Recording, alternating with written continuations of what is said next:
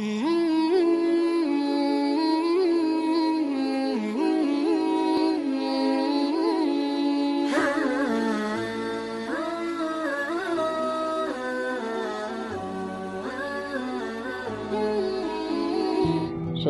warahmatullahi wabarakatuh. Apa kabar mitra muslim?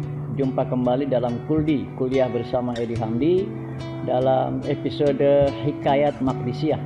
Kisah-kisah tentang profil atau tokoh di sekitar Masjidil Aqsa atau Baitul Maqdis. Kali ini kita masuk episode masih dengan Umar bin Khattab ya, karena Umar bin Khattab kemarin belum tuntas.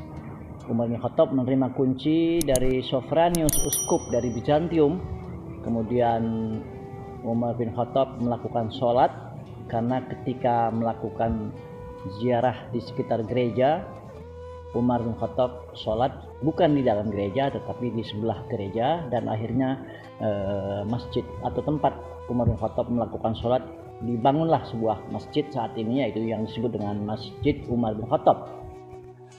Kemudian ada perjanjian Uhdal Umariyah atau perjanjian dengan uskup tentang negosiasi yang terjadi antara kedua pemimpin dunia, katakan pemimpin Kristen dan pemimpin Islam, yang sudah saya terjemahkan pada minggu yang lalu. Nah, kali ini saya ajak mitra muslim lewat hikayah Maqdisiyah ini Umar bin Khattab masuk ke Masjid Aqsa. Karena Umar bin Khattab ini pertama kali dia masuk Masjid Aqsa. Umar bin Khattab ketika masuk ke Masjid Aqsa yang pertama kali ditanyakan di mana tempat Mi'rajnya Rasulullah.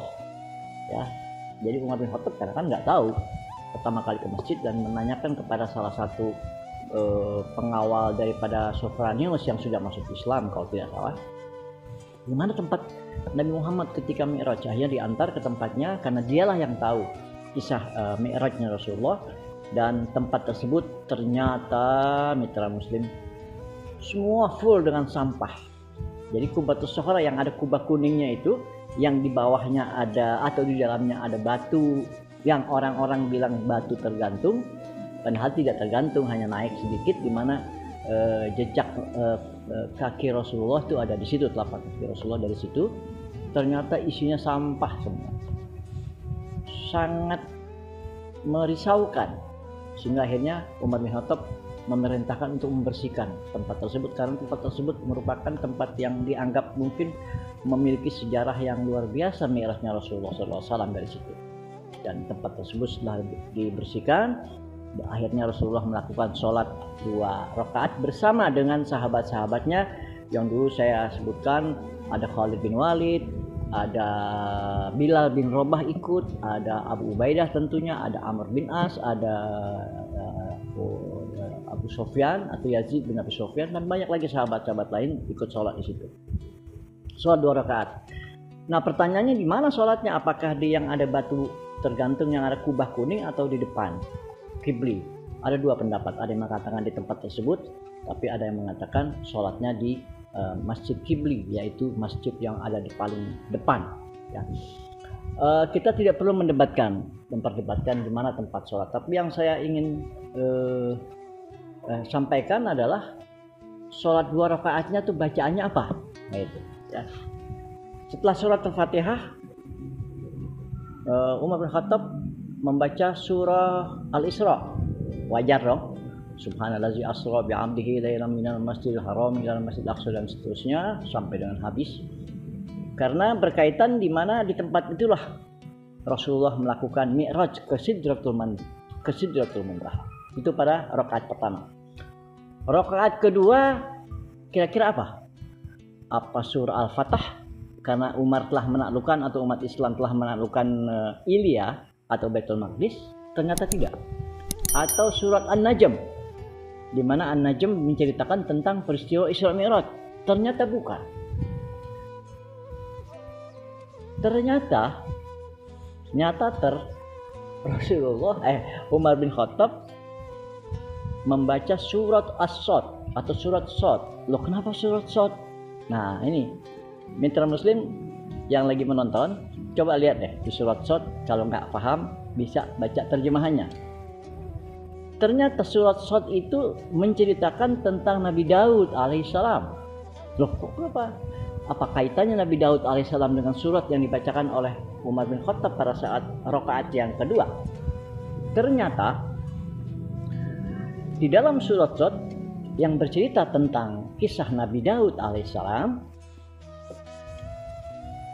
Umar bin Khattab tahu kisah sejarah. Karena kalau dilihat dari surat yang dibaca Umar bin Khattab itu, bahwasanya negara atau yang menaklukkan pertama kali Baitul Maqdis sebetulnya bukan Umar bin Khattab, tetapi justru Daud, yaitu bapak daripada Nabi Sulaiman. Jadi Nabi Daud alaihissalam dialah yang pertama kali menaklukkan Baitul Maqdis, dan Ilya atau Yerusalem dijadikan ibu kota untuk masyarakat lingkungan pada saat itu. Jadi yang pertama kali menaklukkan Baitul Maqdis itu adalah menurut agama Islam, menurut sejarah Islam, bahwa Nabi Daud alaihissalam. Nah, yang kedua baru Umar ibn Khattab, sehingga penghormatan Umar bin Khattab terhadap penakluk pertama Baitul Maqdis yaitu Nabi Daud alaihissalam, beliau membacakan surah Shad yang isinya adalah kisah tentang Nabi Daud alaihissalam. Di samping itu juga sebetulnya di dalam surat Shad itu ada surat Sajadah, ya, surat yang menjadikan orang melakukan sholat itu disunatkan untuk sujud, ya, seperti surat As-Sajadah kan, kalau ada surat yang berbunyi tentang sajadah untuk bersujud, maka orang yang melakukan sholat disunatkan untuk bersujud. Mungkin juga di situ Umar bin Khattab memilih surat tersebut dalam rangka supaya sujudnya lamaan dikit, kira-kira di tempat tersebut. Jadi intinya mitra muslim, saya ingin menggarisbawahi bahwa Baitul Maqdis Al-Aqsa yang pertama kali menaklukkan dan dijadikan sebuah negara pertama kali oleh Nabi Daud alaihissalam, yang disebut oleh mereka, oleh Yahudi, yaitu King David. Sementara Umar bin Khattab menaklukkan atau penakluk yang kedua daripada Baitul Maqdis. Demikian mitra muslim ringkasan daripada hikayat Maqdisiyah, mudah-mudahan bermanfaat. Insyaallah kita akan berjumpa kembali pada episode berikutnya dengan topik dan tokoh yang berbeda. Lebih kurang mohon maaf. Wallahul muwaffiq ila aqwamit thoriq. Wassalamualaikum warahmatullahi wabarakatuh.